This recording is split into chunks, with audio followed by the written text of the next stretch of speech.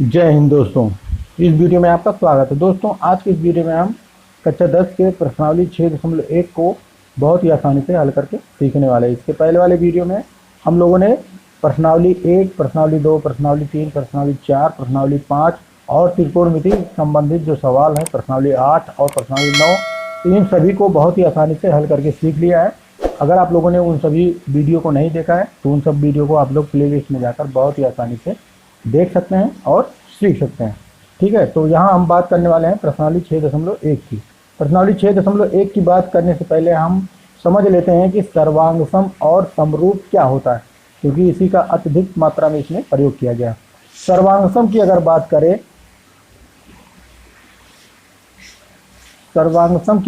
करें तो यह 3 शब्दों से मिलकर बना है। एक तो सर्व, धन, अंग, धन, सम। ठीक है, और समरूप की अगर बात करें तो समरूप जो है 2 शब्दों से मिलकर बना है, सम, धन, रूप। ठीक है, दोनों में अंतर क्या होता है? देखिए, सर्व का मतलब क्या होता है? सभी। अंग का मतलब क्या होता है? भुजा, या फिर हम अंग कह सकते हैं। सम का मतलब क्या होता है? समान। अर्थात सर्वांगसम का मतलब क्या होता है? जिसकी सभी भुजाएं समान हो वह क्या होता है? सर्वांगसम होता है। जैसे मान लीजिए अगर यह 3 सेंटीमीटर है तो इस तरीके से यह भी 3 सेंटीमीटर होगा, यह भी 3 सेंटीमीटर या 3 सेंटीमीटर। ठीक है, तो इसको हम कहेंगे कि यह जो 3 सेंटीमीटर की रेखा है वह क्या है? सर्वांगसम है। ठीक है, अगर मान लीजिए त्रिभुज की बात करें तो त्रिभुज में अगर यह 2 सेंटीमीटर है और यह 4 सेंटीमीटर है और यह 5 सेंटीमीटर है, और यह 2 सेंटीमीटर है या 4 सेंटीमीटर या 5 सेंटीमीटर है, तो ये दोनों त्रिभुज आपस में क्या होंगे? समान होंगे। अर्थात कहने का तात्पर्य है कि सभी जो भुजाएं हैं वह क्या होंगी? समान होंगी। तो इस तरीके से वह क्या होगा? सर्वांगसम होगा। ठीक है, अगर त्रिभुज की बात करें, त्रिभुज में 3-4 नियम है, उसको हम लोग आगे पढ़ेंगे, लेकिन इसमें हम क्या करेंगे? सर्वांगसम और समरूप में अंतर समझ रहे हैं। जैसे देखिए, अगर मान लीजिए यह वृत्त 2 सेंटीमीटर का है, 2 सेंटीमीटर त्रिज्या वाला वृत्त है, और यह 4 सेंटीमीटर त्रिज्या वाला वृत्त है, तो यह सर्वांगसम नहीं होगा। ठीक है, लेकिन समरूप का मतलब क्या होता है? देखिए, सम का मतलब होता है समान, प्लस रूप का मतलब होता है रूप। अर्थात जिसका समान रूप हो वह क्या होता है? समरूप होता है।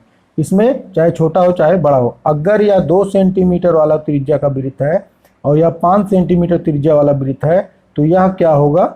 समरूप होगा। ठीक है, क्या होगा? समरूप होगा, क्योंकि इसका रूप क्या है? समान है। देखिए, इस तरीके की आकृति यह भी है और इस तरीके की आकृति यह भी है। भले ही यह 2 सेंटीमीटर त्रिज्या वाला हो और यह 5 सेंटीमीटर त्रिज्या वाला हो, तो यह क्या होगा? समरूप होगा। लेकिन सर्वांगसम में सभी क्या होनी चाहिए? भुजाएं समान होनी चाहिए, अंग समान होने चाहिए। त्रिभुज के लिए अलग नियम है, उसको हम लोग बाद में पढ़ेंगे। ठीक है, तो प्रश्नावली 6.1 की बात करेंगे तो पहला सवाल कह रहा है, कोष्टकों में दिए शब्दों में से सही शब्दों का प्रयोग करते हुए रिक्त स्थानों को भरिए। देखिए, कह रहा है सभी वृत्त होते हैं सर्वांगसम समरूप। ठीक है, तो सभी वृत्त का मतलब है कोई 1 सेंटीमीटर त्रिज्या वाला होगा, कोई 4 सेंटीमीटर त्रिज्या वाला होगा, कोई 2 सेंटीमीटर त्रिज्या वाला होगा, तो यह सर्वांगसम तो होगा नहीं। सर्वांगसम तो होगा नहीं। क्यों? क्योंकि यह 1 सेंटीमीटर का है या 4 सेंटीमीटर या 2 सेंटीमीटर। ठीक है, लेकिन इस सब की आकृति क्या है? समान है। तो इस तरीके से यह क्या होगा? समरूप होगा। ठीक है, क्या होगा? समरूप होगा। तो इसमें पहले वाले में क्या भरा जाएगा? आपका समरूप भरा जाएगा। सभी वृत्त समरूप होते हैं। ठीक है, तो इस तरीके से यह सब चीज़ें आपको समझ में आना चाहिए। और देखिए, अब दूसरे वाले सवाल की बात करेंगे तो दूसरा वाला क्या है? सभी वर्ग होते हैं। ये भी उसी तरीके से वर्ग की बात करें जिसकी चारों भुजाएं क्या होती हैं? बराबर होती हैं। ठीक है, अगर यह 1 सेंटीमीटर है तो यह भी 1, ये भी 1, ये भी 1। और अगर इस तरीके से मान लीजिए या 2 सेंटीमीटर त्रिज्या, 2 सेंटीमीटर वाला वर्ग है, 2 सेंटीमीटर वाला भुजा का जो वर्ग है, यह दोनों क्या होंगे? समरूप होंगे। ठीक है, लेकिन सर्वांगसम नहीं होंगे। तो इसमें भी आपका क्या होगा? समरूप होगा। ठीक है, अब कह रहे हैं सभी त्रिभुज समरूप होते हैं। ठीक है, देखिए यहाँ 2 त्रिभुज है, एक समद्विबाहु त्रिभुज है, एक समबाहु त्रिभुज है। समद्विबाहु त्रिभुज का मतलब क्या है? जिसकी 2 भुजाएं बराबर हों। ठीक है, जिसकी 2 भुजाएं बराबर हो। अगर यह 2 सेंटीमीटर या 2 सेंटीमीटर और यह 4 सेंटीमीटर है। ठीक है, या 2 सेंटीमीटर या 2 सेंटीमीटर या 4 सेंटीमीटर, और तो यह क्या होगा, समद्विबाहु त्रिभुज होगा। लेकिन अगर तीनों भुजाएं बराबर हैं, ठीक है, अगर यह 2 सेंटीमीटर या 2 सेंटीमीटर या 2 सेंटीमीटर, तो यह समबाहु त्रिभुज होगा जिसकी सभी भुजाएं बराबर हों। लेकिन सवाल आपका क्या कह रहा है, कह रहा है सभी त्रिभुज समरूप होते हैं।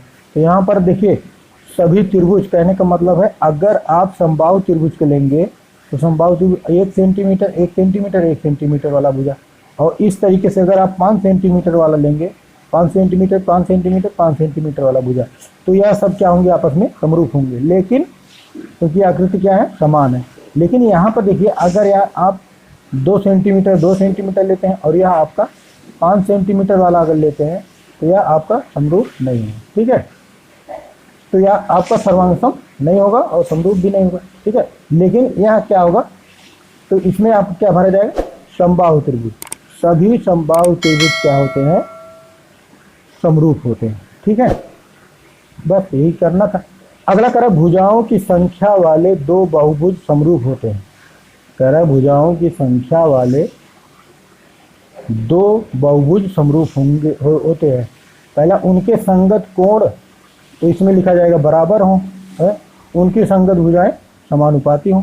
संगत भुजाएं का मतलब क्या होता है, देखिए भुजाओं समानुपाती का मतलब होता है जिसकी एक लंबाई ए भी लंबाई ए भी लंबाई, यानी कि तीनों रेखा को अगर एक रेखा पर रख दिया जाए तो तीनों क्या हो जाएंगे, ढक जाएंगे, तो ये क्या होता है, समानुपाती होता है, ठीक है।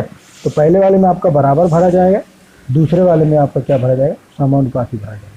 क्योंकि कह रहा है भुजाओं की समान संख्या वाले 2 बहुभुज समरूप होते हैं, ठीक है। इसी तरीके से यह अगले सवाल की बात करेंगे। तो अगला है निम्नलिखित युग्मों के 2 भिन्न भिन्न उदाहरण दीजिए, ठीक है। कह रहा है अगले युग्मों के 2 भिन्न भिन्न उदाहरण दीजिए। समरूप आकृतियां, ठीक है, समरूप आकृतियां और ऐसी आकृतियां जो समरूप नहीं है, ठीक है। तो देखिए, समरूप आकृतियां मतलब जिसका रूप क्या हो, समान हो, अर्थात हम कह सकते हैं 2 वृत्त परस्पर क्या हो सकते हैं, समरूप हो सकते हैं। 2 वर्ग भी परस्पर क्या हो सकते हैं, समरूप हो सकते हैं। और ऐसी आकृतियां जो समरूप नहीं है, हम कह सकते हैं एक वृत्त और एक त्रिभुज समरूप नहीं होते हैं। और एक यह भी कह सकते हैं एक समद्विबाहु त्रिभुज और एक विषमबाहु त्रिभुज की जो आकृतियां हैं वह आपका क्या होगा, समरूप नहीं होगा, ठीक है। तो इस तरीके से इसको हम कर सकते हैं। प्रश्न संख्या 3 की बात करेंगे। तो प्रश्न संख्या 3 कहता है बताइए कि निम्नलिखित चतुर्भुज समरूप है कि नहीं है, ठीक है।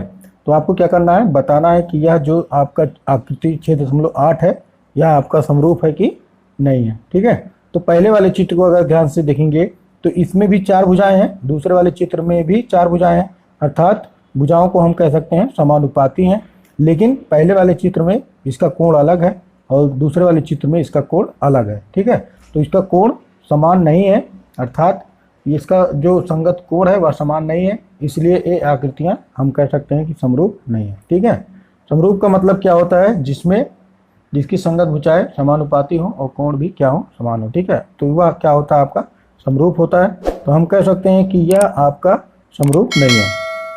तो उम्मीद करते हैं प्रश्नावली 6.1 को आप लोग बहुत ही आसानी से सीख गए होंगे और आपको वीडियो भी काफ़ी ज़्यादा पसंद आई होगी। अगर वीडियो पसंद आई है तो वीडियो को लाइक कीजिए, शेयर कीजिए, कमेंट कीजिए, और अगर आप हमारे चैनल पर नए हैं तो चैनल को सब्सक्राइब कीजिए।